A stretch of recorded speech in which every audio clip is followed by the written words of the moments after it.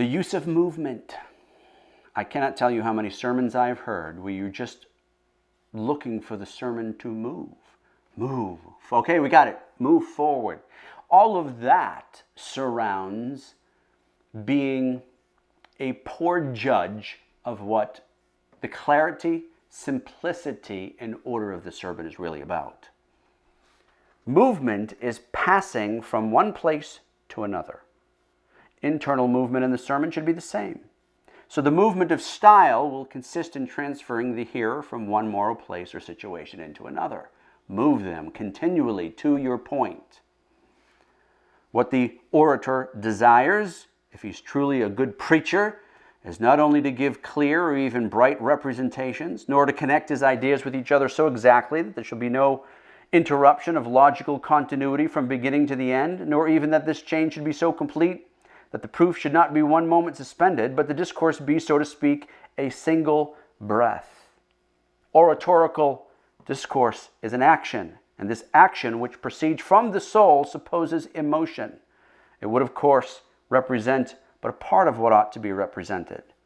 If it were only logical, clear, bright, and even profound, the hearer would receive only part of the impressions which he should receive from it.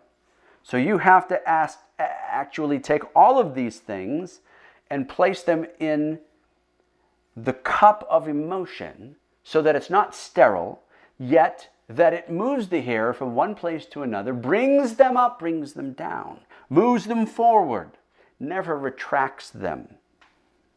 The expository style is a style in repose.